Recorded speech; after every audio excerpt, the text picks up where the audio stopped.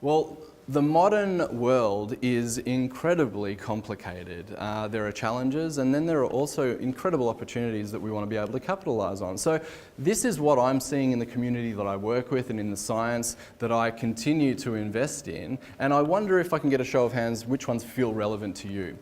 So the pace of work and life feels incredibly fast, and it puts a hell of a lot of pressure on us. Would you agree with that? Yeah.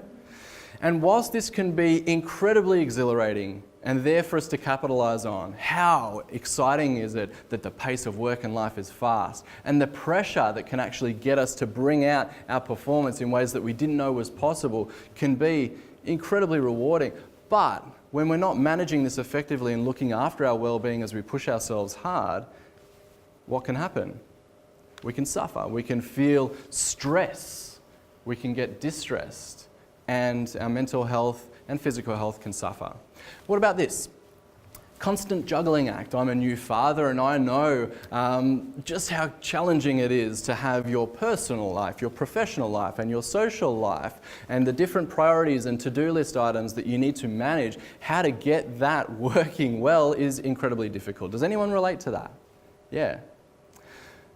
On the one hand, isn't it amazing that we can have such a rich and meaningful life where we can engage in lots of different activities in different domains of our life?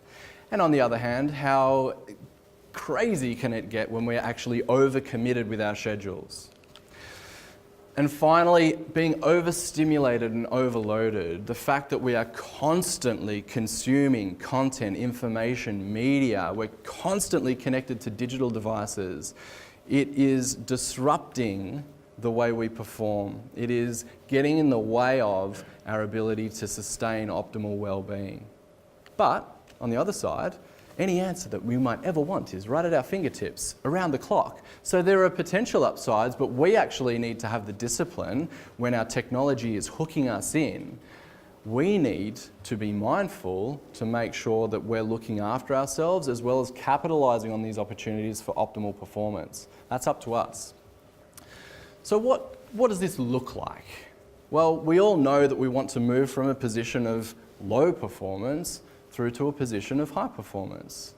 And the thing that intersects with that makes our cross-training so important is that we also want to move from a state of low well-being to a state of high well-being. We want both of these things at the same time. I think it's okay to want to have our cake and eat it too. So let's look at what this looks like as a model.